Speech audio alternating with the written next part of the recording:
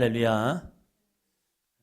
bình 방길입니다. 안전 조심하시고 주님의 손을 붙들고 나아가는 삶이 되시기를 바랍니다. 주님과 함께하는 일에는 놀라운 일들이 생깁니다. 이 복음서를 보면 예수님이 함께하니까 이런 일이 벌어지는구나. 마찬가지죠. 이 시대를 살아온 우리들에게도 주님과 함께하는 사람들에 보면 많은 응답들이 있습니다. 주님이 행하시는 놀라운 은혜와 능력을 경험하게 됩니다. 그것이 주 예수와 함께하는 사람들의 특징이지요. 주님이 함께하는 교회, 놀라운 역사들이 벌어집니다. 우리 사도인전 교회가 여러분의 삶이 주님과 함께함을 통하여 아름다운 기적의 주인공이 되시기를 바랍니다. 오늘 함께 묵상할 말씀입니다. 6장 34절입니다. 예수께서 나오사 큰 무리를 보시고 그 목자 없는 양 같음으로 인하여 불쌍히 여기사 이에 여러 가지로 가르치시더라. 아멘. 주님이 정말로 이 영혼들을 많은 무리들이 쫓아오니까 그들은 기적과 이적을 보기 위해서 왔을 수도 있습니다. 그러나 그들에게 기적과 이적을 보여주는 것으로 끝나는 것이 아니라 예수님이 정말로 하시고 싶은 것이 있습니다. 그건 뭡니까? 이에 여러 가지로 가르치시더라. 천국 복음을, 하늘의 복음을 증거하시고 가르치시는 거예요. 교회는 기적과 능력을 행하는 곳이 아니라 더 중요한 것은 하나님의 말씀을 가르치는 곳이 되어야 합니다. 우리들의 사명도 마찬가지죠.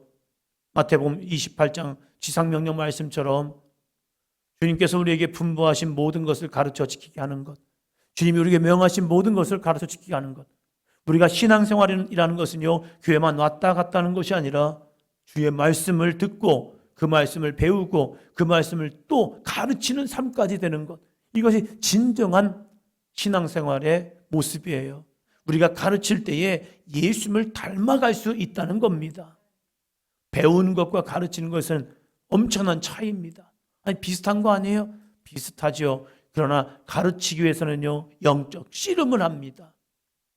아는 말씀이 믿음의 말씀을 되기 위해서 정말로 기도합니다.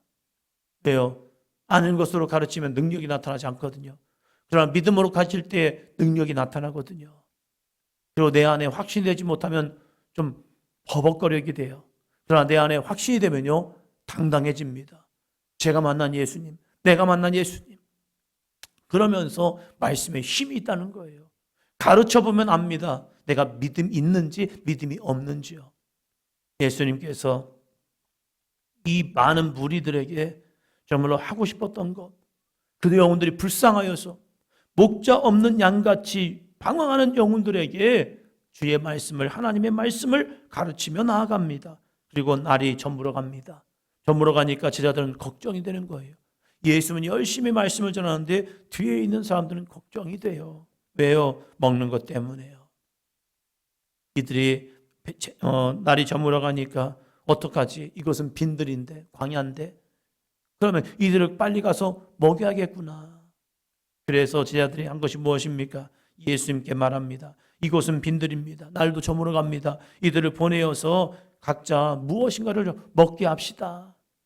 이렇게 제안을 합니다. 그런데 예수님은 뭐라고 말씀합니까? 37절입니다. 대답하여 이르시되 너희가 먹을 것을 주라 하시니 여짜오되 우리가 가서 200데나리온의 떡을 사다 먹으리까. 아멘. 제자들이 이들이 각자 가서 먹게 합시다.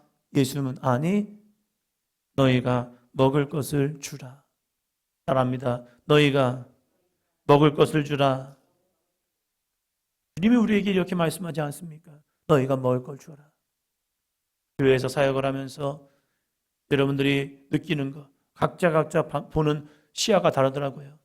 어떤 분은 이런 모습이 보이고 어떤 분은 저런 모습이 보이고 각자 보임을 통하여서 왜 나에게 보여주었을까? 그러면서 어떤 분이 이렇게 말해요. 교회가 이것도 안 해요. 저것도 안 해요. 저것도 안 해요 하면서 어떤 분은 비판을 합니다. 비판을 하면서 교회가 왜 이래요? 근데 어떤 분은 그런 것들이 보이잖아요. 그러면 자기가 헌신합니다. 하나님이 나에게 이런 모습을 보여주네. 그래서 그럼 내가 이것을 좀 헌신해야겠다. 왜 이 교회는 부르짖지 않지? 하면서 어떤 분은 왜 부르짖지 않아요? 이 교회는 뭐 이렇게 뭐 기도가 약해? 이렇게 하는 반면에 어떤 분은요, 나라도 열심히 부르짖어야겠다. 열심히 부르짖는 자. 이 교회는 왜 이렇게 아동부가 없어? 왜 없어요? 이렇게 하는 사람이 있는 반면에 아동부가 없네. 그러면 내가 아이들에게 복음을 전할까? 하는 분도 있고요. 이 교회는 어떤 경우는 이렇게 쓰레기가 있어 하면서 이 교회는 청소도 안 해. 하는 반면에 어떤 분은 스스로 이런 걸 왜 안 치웠지 하면서 그걸 하나 둘씩 줍고 청소하는 분도 있고요. 여러 가지가 눈에 보일 때에 그것을 수고하는 사람이 있는 반면에 비판만 하는 사람이 있어요. 어쩌면 제자들은 그런 겁니다. 예수님이 많은 시간 동안 말씀을 전할 때 거기서 사람들의 모습이 보이는 거죠. 배고파. 뭐해 하면서 사람들이 웅성웅성거리는 모습들. 그러니까 그것을 듣고 제자들이 이야기하는 거겠죠. 예수님, 이들이 배고파해요. 시장하대요. 피곤하대요. 이제는 이들을 좀 가게 합시다. 그러니까 예수님은 아니, 너희가 먹을 것을 주라. 그럼 우리는 이 생각하죠. 우리에게 먹을 것이 뭐가 있다고. 우리에게 어떠한 능력이 있다고. 우리가 가진 것이 뭐가 있다고. 우리가 쌓아놓은 것이 없는데. 그러면서 인간적인 방법으로 계산을 싹 해보고 예수님 안 돼요. 못해요. 우리는 능력이 없어요. 저의 한계점은 이겁니다. 라고 하면서 자신의 한계를 너무 잘 알아서 예수님 앞에 늘 하는 말. 못해요. 안 돼요. 할 수 없어요. 이런 말 하는 사람들이 있죠. 그런데 예수님은 아닙니다. 너희가 먹을 것을 주라. 그러면서 이렇게 말합니다. 너희에게 떡 몇 개나 있는지 가서 보라. 떡 몇 개 있니? 5병이어죠. 한 아이의 도시락 하나 5병이어. 보리또 5개, 물고기 2마리. 이걸로 뭘 할 수 있겠습니까? 제자들이 본 것은 정확했습니다. 어제도 드린 말씀처럼 사실입니다. 제자들이 거짓말한 것도 아니에요.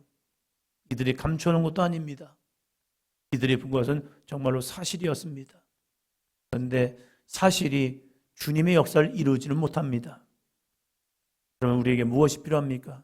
믿음의 고백이 필요합니다. 그 자그마한 오병이어 이걸 통해서도 주님은 하시겠다는 믿음. 그래서 예수님이 그걸 가져오라고 하죠.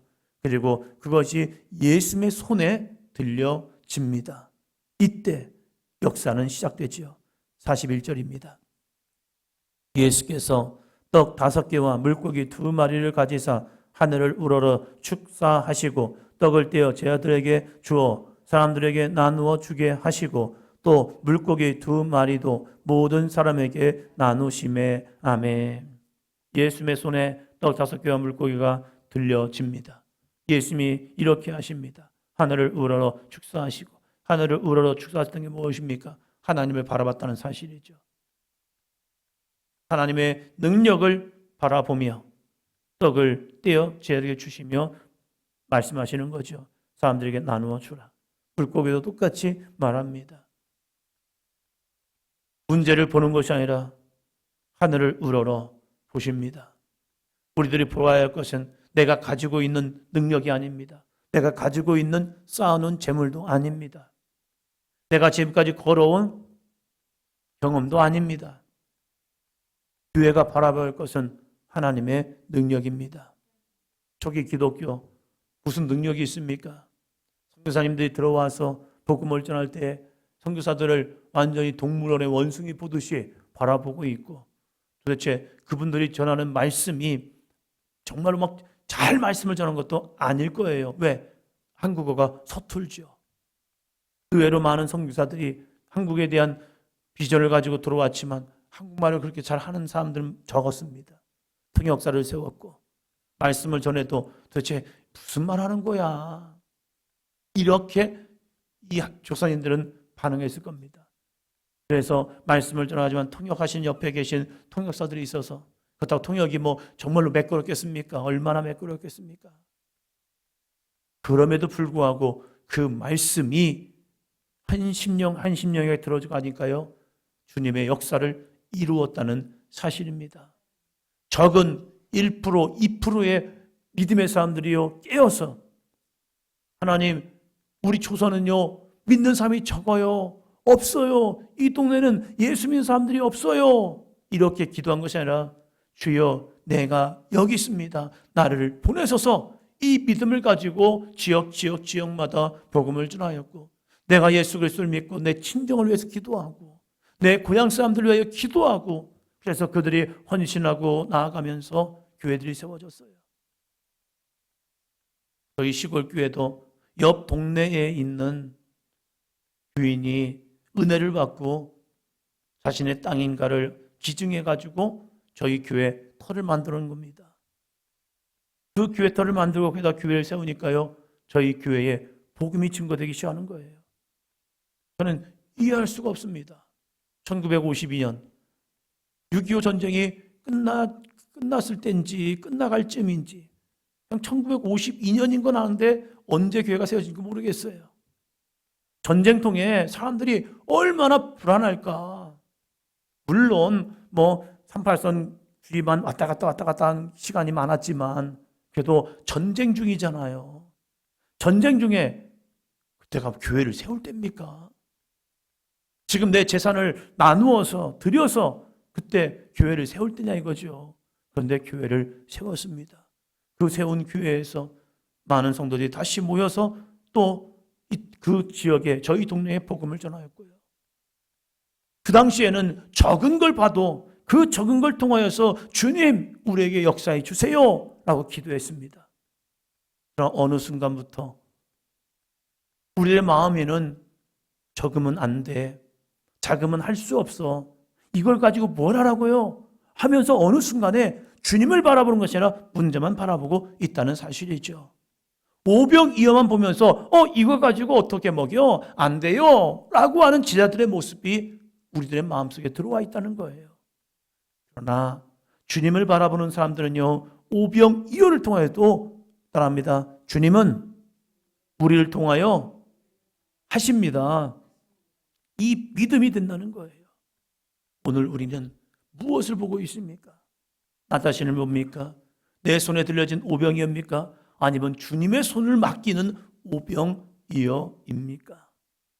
우리 교회가, 우리들의 삶이 바로 주님께 나의 자그마한 능력이라도, 내 자그마한 달란트라도, 내 자그마한 가지고 있는 이 물질이라도, 내게 있는 이 작은 시간이라도 주님께 드려집니다. 내 힘을 주님께 드려집니다. 주님, 이걸 통해서 일하시옵소서. 주님의 손에 맡겨지면요, 남자만, 장정만 5,000명이 먹고 남는, 그리고 12광주리에 거두는 은혜의 삶이 될 줄로 믿습니다.